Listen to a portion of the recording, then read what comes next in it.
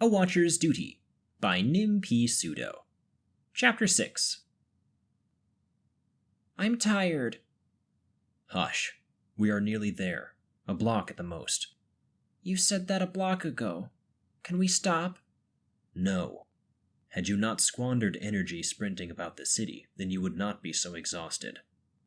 But my feet hurt. Child, you are not the only one suffering. Resolve yourself a bit longer, then we may rest. Okay. Lurian labored down a rain-smeared thoroughfare, both children lagging along in his wake. Despite the many detours, he had finally amended their course, and the merciful end was in sight. The spire loomed in the indeterminate distance, shawled by rain and shadow. Like an optical illusion, it seemed simultaneously near and far. This was not the first time that Lurian had experienced this phenomenon, and he was usually much better at gauging it. But with the unfamiliar surroundings and crushing fatigue, his spatial awareness was not at its best. He hadn't the slightest idea what time it was anymore. The empty streets and darkened windows indicated that it was late, but how late exactly? If Hornet's rapidly fading strength was a standard of measurement, then bedtime had long since come and gone.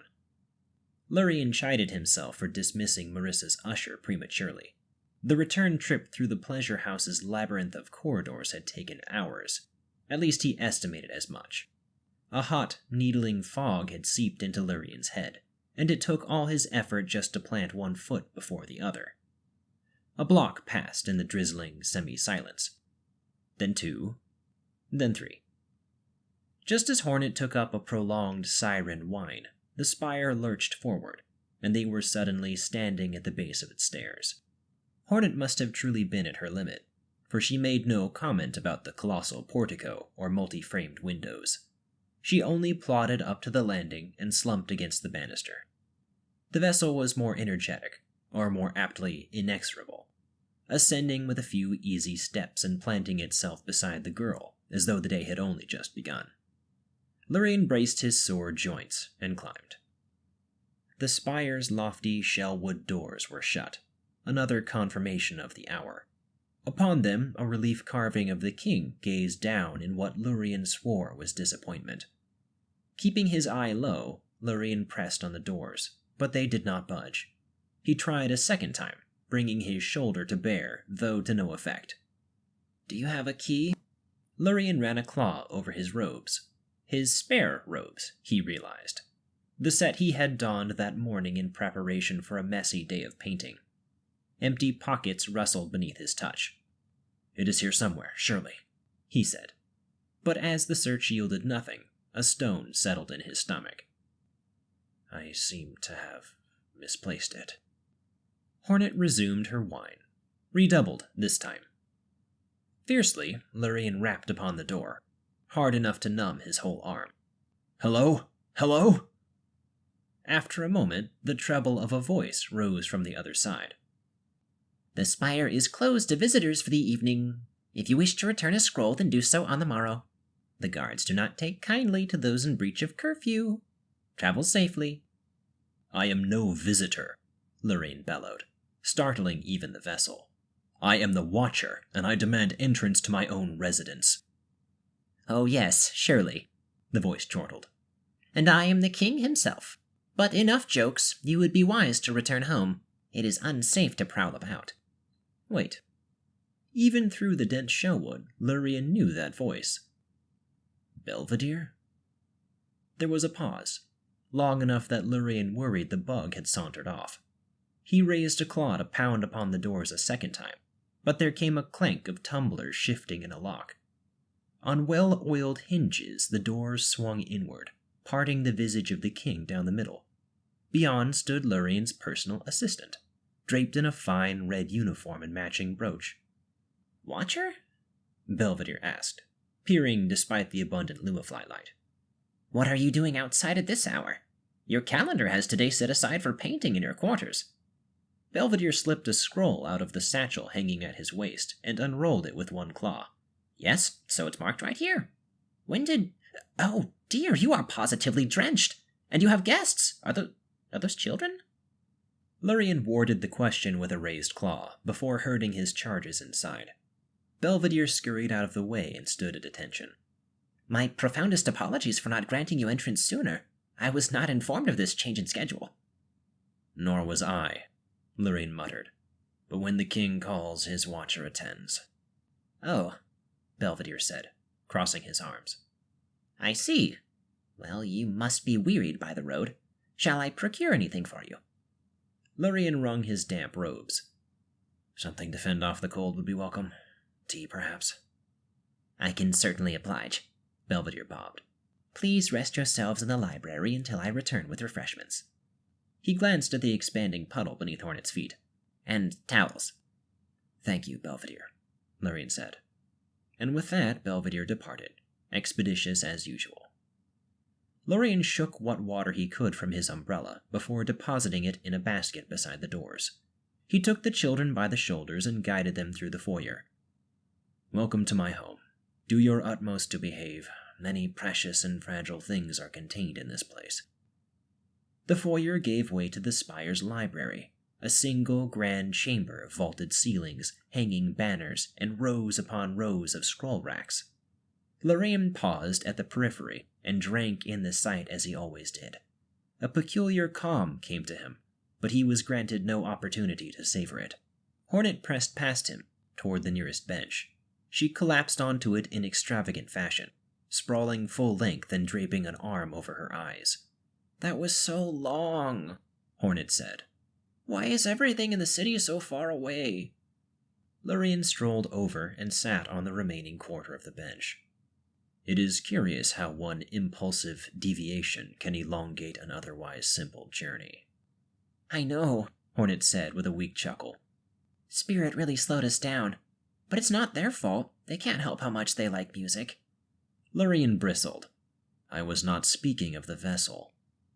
Hornet propped herself up. Do you mean Miss Marissa? It's not her fault either, you know. She'd been wanting to see you for a long time. It would have been rude not to say hello. Nor was I referring to the songstress. Hornet cocked her head. I'm not good at guessing games. Are you talking about how you got us lost? Don't feel bad. All those hallways looked the same anyway. Even I didn't know where we were. I am not the guilty party here, Lurien snapped. It was you that I... But he stopped himself, pressing down on the bubble of indignation. Never mind. Regardless of the journey, we have arrived, and that is solace enough. You're right, Hornet said as she reclined once again. I guess it's nobody's fault. Lurien made of his claws a tight ball in his lap and said nothing. As a quiet minute passed, he wondered, not for the first time, if Hornet was indeed as young as she appeared. Being an offspring of the king, it was entirely possible that she shared in his agelessness. For all Lurien knew, the girl was well into adulthood, only feigning naivety for her own amusement. That would certainly explain the surgical malevolence in some of her actions. Lurien brooded on this potentiality until a slow, rhythmic sound broke his concentration. He looked over at Hornet, tracking the rise and fall of her chest, the tiny rumble of her snoring. In a matter of moments, she had passed out on a cushionless wrought iron bench. Lurien shook his head. Perhaps his theory wasn't so plausible after all. He doubted anything but a child could so easily find sleep. For the time being, Lurien decided to leave her alone. He had no intention of letting the king's daughter weather the night on a library bench like a common vagrant, but there was nothing wrong with a little peace. By habit, Lurien turned to the vessel, if only to confirm it still existed. His faith in its obedience had been sorely tested, to the point that he trusted it little more than the girl. Fortunately, it stood only a few paces away, inert and unharmed. It had not wandered off in search of wind chimes, or crushed itself beneath a scroll rack. With its dripping red scarf and nail umbrella, the vessel struck an unusual figure. It was staring at Hornet as she slept, and not in its usual vacant way. Perhaps it was the mania of the long day, but Lurien found himself pondering what went on within that horned shell. Was it possible, even in the slightest sense, that the vessel was thinking about the girl? "What is it, little thing?" Lurien whispered. "What do you see?" The vessel locked eyes with him, but offered no revelation. Eventually, the sound of wheels upon tile echoed through the library, growing louder and closer by the second. From around a corner emerged Belvedere, pushing a silver-plated refreshment cart with all the meager force he could muster. It made a terrible din as it rolled to a halt before the bench, but that did little to disturb Hornet's sleep. From the profusion of dishes and decanters arrayed upon the cart, it seemed that Belvedere had become carried away with his duties. Again. "Please pardon the delay," Belvedere chirped, "but the Spire's chefs were more difficult to rouse than I anticipated. For beverages, I have tea, mineral water, berry juice, and a spiced root drink from the market that I was assured is an excellent pick-me-up. For comestibles, I have meat buns, shredded vegetables, moss salad, and—" He leaned in, eyes glinting. "Honeycomb! Do not ask how I acquired it. I am sworn to secrecy." Lurien pressed his mask into his claw. "All I requested was tea. You woke the chefs?" "Yes, Watcher." "It is the middle of the night." "Indeed it is." "This is no time to be badgering the chefs into furnishing banquets." Belvedere straightened. "The time of day is no excuse to rescind hospitality." "You would have done that very thing to me at the Spire doors had I not called your name." There was a pause. Belvedere seemed frozen in some intense calculation. "That is different," he said slowly. "You are the Watcher, and they are your guests." Lurien threw up his arms. Contritely, Belvedere crossed his wrists at the waist. "If this displeases you, then I apologize. My only wish was to provide a sufficient repast. I will remove it immediately."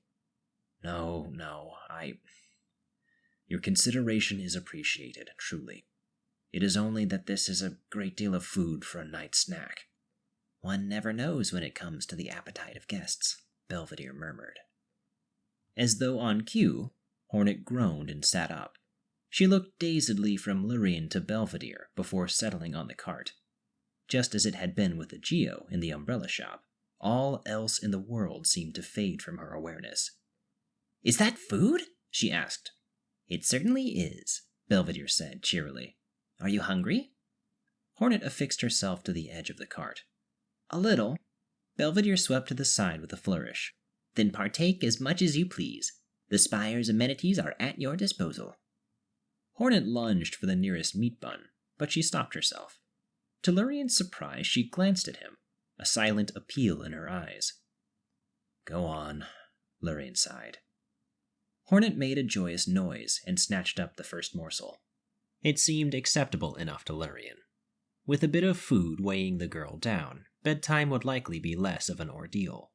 Yet a bit quickly proved to be an inaccurate estimate.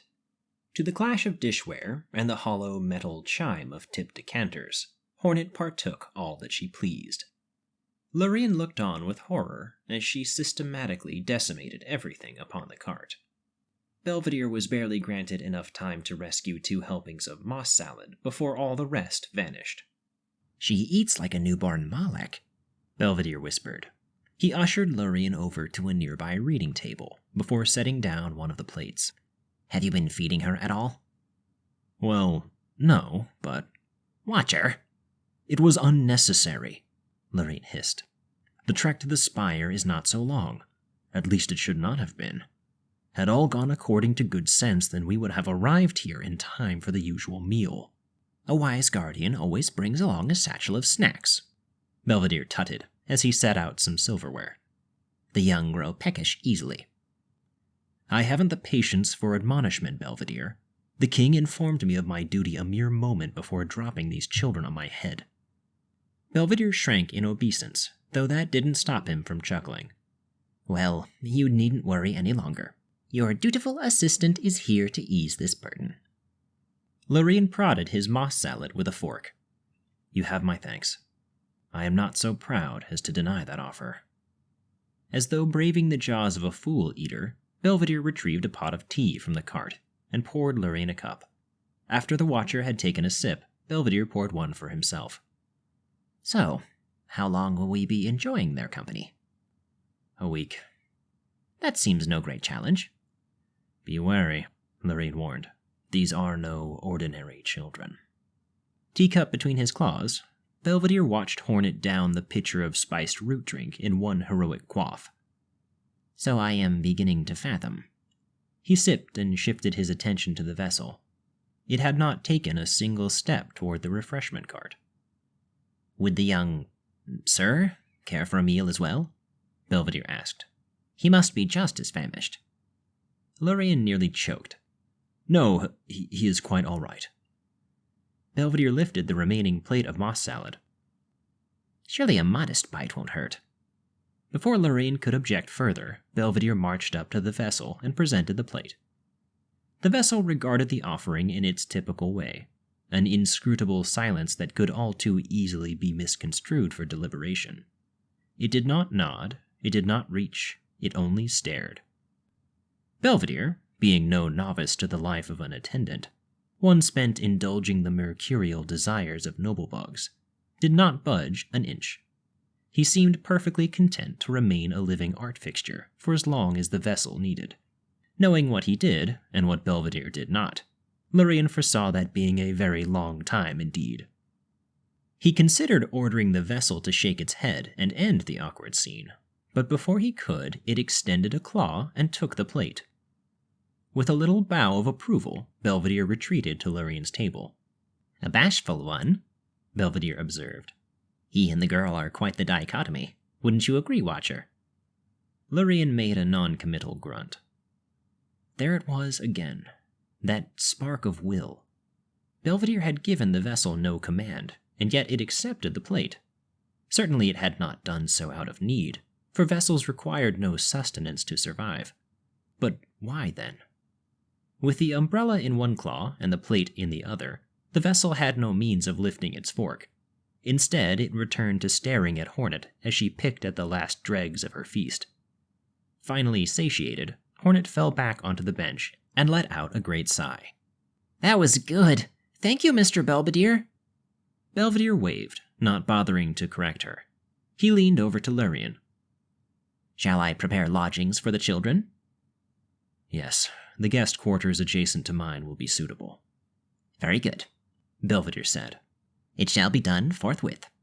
He then hastened off, but not before handing Hornet a towel from one of the cart's compartments. Lurian nursed the last of his salad and tea, giving Hornet an opportunity to digest. Considering that the girl had consumed half her body weight in food, it seemed a prudent idea. Soon enough, the heavy meal set in, and Hornet grew as docile as a grub. It seemed that this time Belvedere's excessive zeal had been a boon instead of a hindrance. Lurian helped Hornet from the bench, and the three set out across the library. At first, Lurian feared he would need to carry the girl, for she yawned and tottered, fighting at the very brink of sleep. But each step brought with it a peculiar momentum. Hornet steadied, graduating from a shuffle to a walk to a trot to a skip. With mounting unease, Lurian observed this resurgence. He kept expecting Hornet's energy to dry up, or at the least, plateau. But it did not. Dashing and skipping, pirouetting and tumbling, Hornet made of the library's furniture a personal obstacle course. No amount of threats or castigation could restrain her, and all that remained for Lurian was to hustle along in her wake, stabilizing whatever she clambered onto. It took little deduction to realize that the spiced root drink Hornet had guzzled was far more than a pick-me-up. As the girl scaled a scroll rack with a beast-like dexterity that would have surely impressed her own mother, Lurian wondered about the street legality of that concoction. Provided he survived the night, he would have words with his assistant. With profuse cajoling and a dollop of luck, Lurian managed to corral Hornet into the elevator on the far side of the library. The three ascended, and as the chains sang and the mechanisms crackled, Hornet hopped up and down, her body a taut string. Oh, I like your elevator. It's so shiny and loud. I've never ridden in one before. There are some in the palace, but the lady won't let me use them because she says they're too dangerous. But why have them if you can't use them? Everyone treats me like I hatched yesterday, but I'm not dumb. I could use an elevator if they just let me try. All you do is pull a lever. That doesn't seem so hard. How can it— Child! Lurian barked. Take a breath, please. Hornet paused just long enough to fill her shell with air before springing into another ramble. Fortunately for Lurian, it was directed at the vessel and not him. In Hornet's enthusiasm, she took the vessel by the arm and shook so vigorously that Lurien feared an impending dismemberment.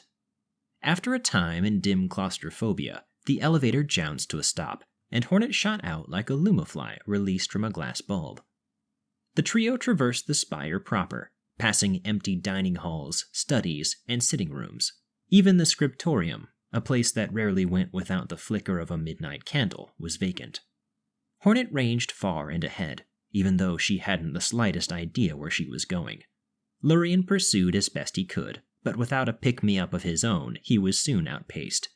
Just as the tassel of Hornet's nail disappeared around a corner, there came a thundering warning.